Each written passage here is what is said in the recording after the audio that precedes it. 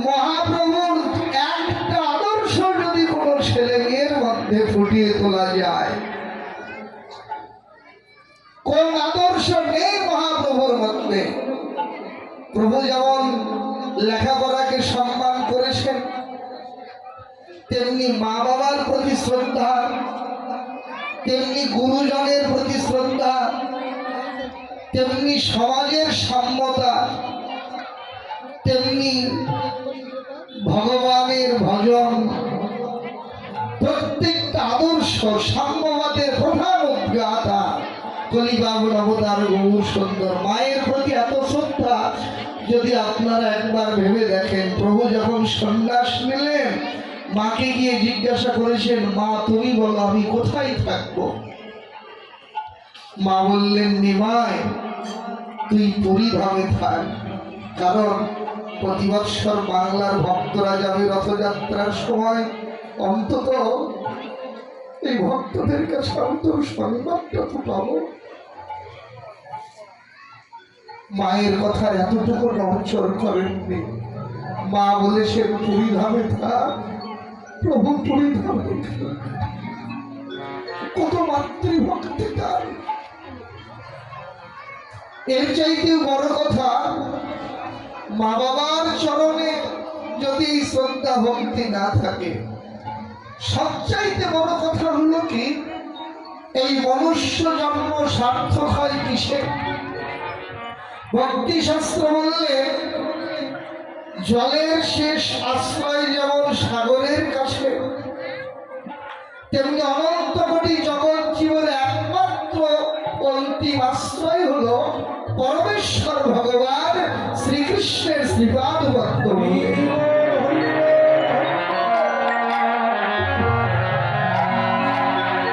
যে যত মতপথ অবলম্বন করেন না কেন, যত সাধন ভজন করেন না কেন, মত পথের তো অভাব নাই।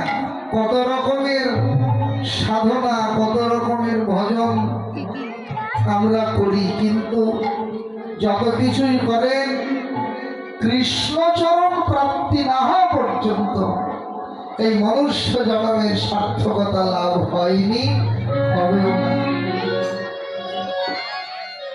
এটা হলো জীবের চরম প্রাপ্তি।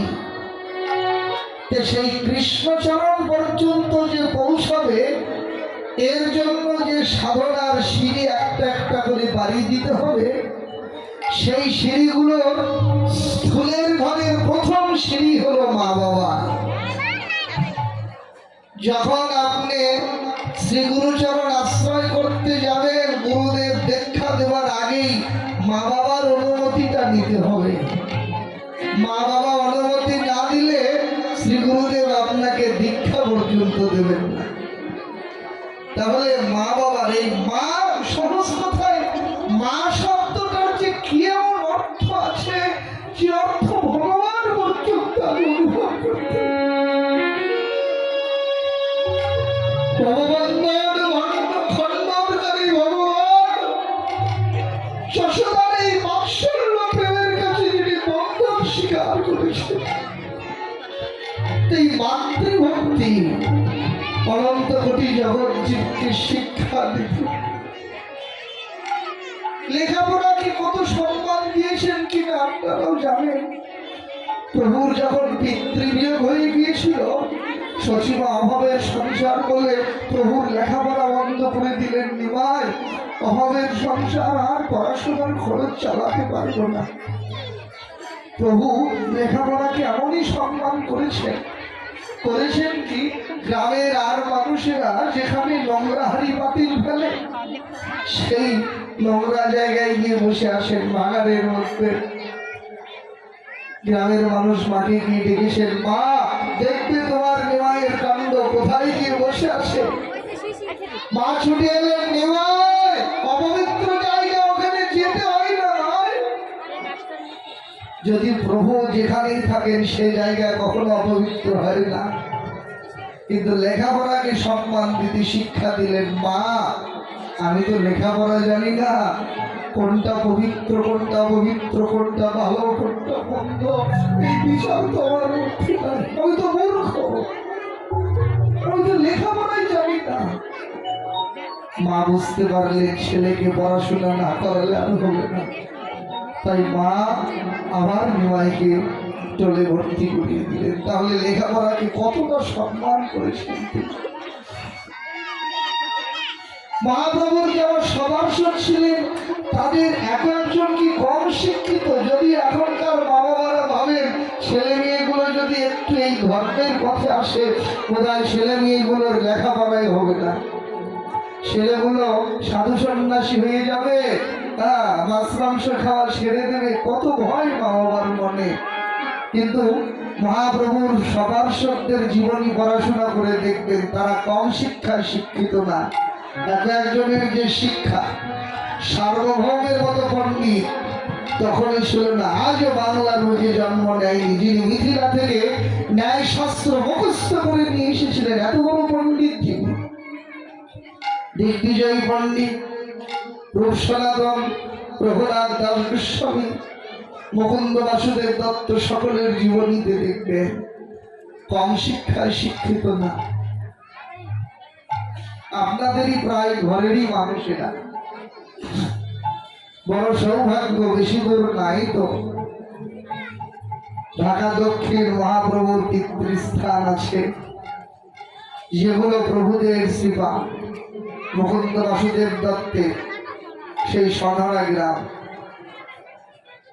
পুণ্ডরিক ধাম, এগুলো বাংলার তীর্থ আদি দর্শন করলে ভজনে অনেক উন্নতি হয়। তো যাক, সেটা বড় কথা নয়, আমরা লীলা স্মরণে আসি যে মাতৃভক্তি, প্রভু মাতৃভক্তি, এত মায়ের প্রতি শ্রদ্ধা, এই শিক্ষা যদি কোনো ছেলে মেয়ের অন্তরে একবার লাভ হয় তাহলে বোধ হয় কোনো মা বাবাকে আর বৃদ্ধকালে বৃদ্ধাশ্রমে কাল কাটাতে হবে না। মহাপ্রভুর এই একটা আদর্শ যদি কারো জীবনে ফুটে ওঠে।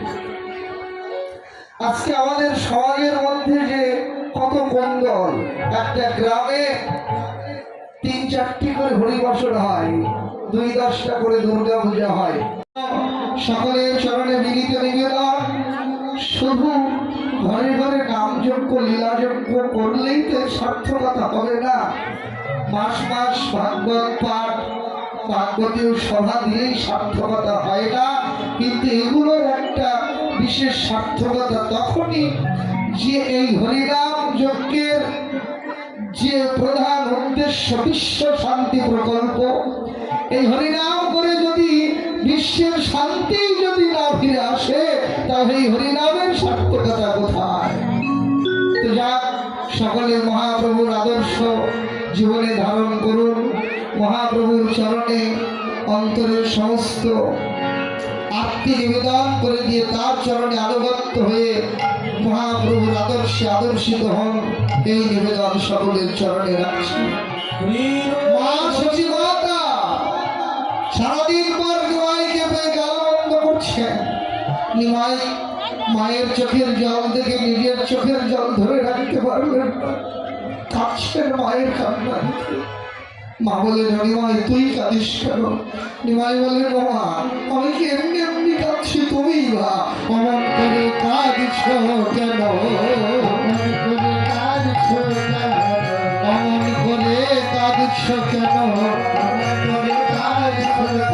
আমি তো তোমার পক্ষে আছি, অমন করে কাঁদছ কেন?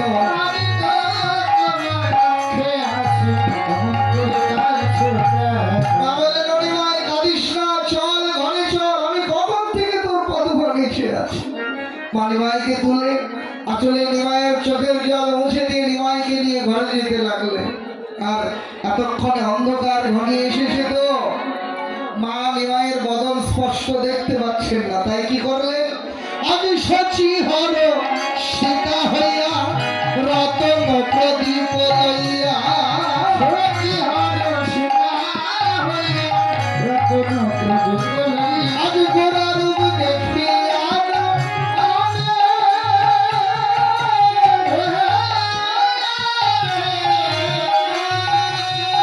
কহিতেছে সচিবাই গহরে গহরে নিতাই। আদরে দাঁড়িয়েছিলেন বৈষ্ণব কবি কেশব দাস মহন্ত। ভাবযজ্ঞ দেহে মাকে ডেকে বললেন, মা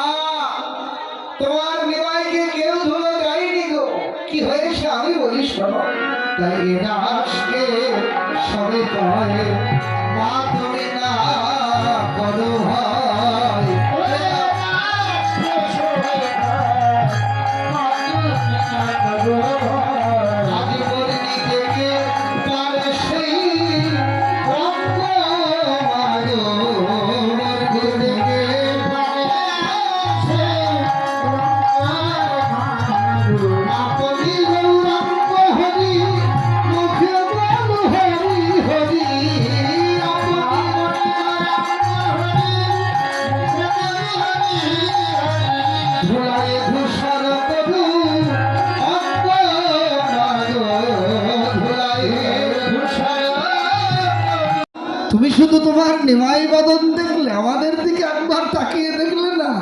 দেখো আমরাও মেখেছি, দেখো আমরাও মেখেছি, দেখো তোমার নিমাই একা নয় মা, আমরাও মেখেছি।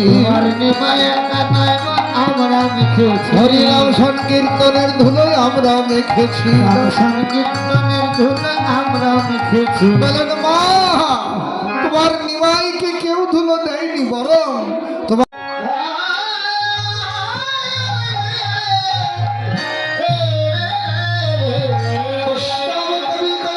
কৃষ্ণের জটে খেলা, সর্বোত্তম লীলা,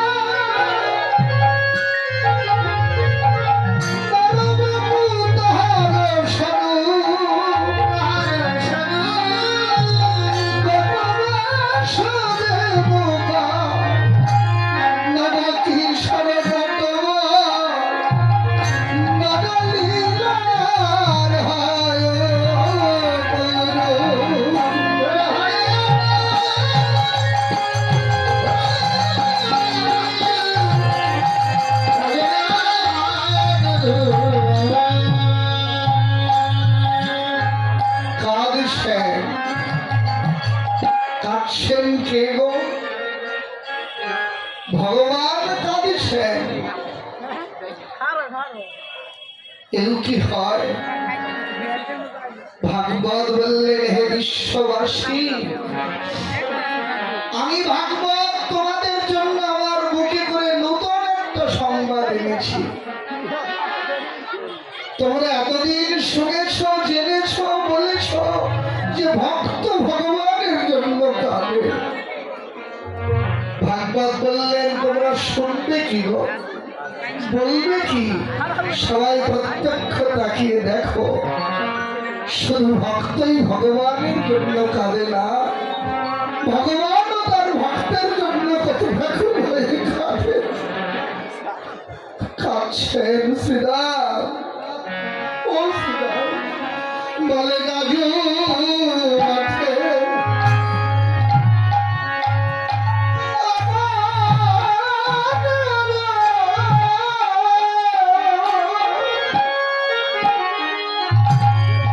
ভাই বিলাম দেখিয়া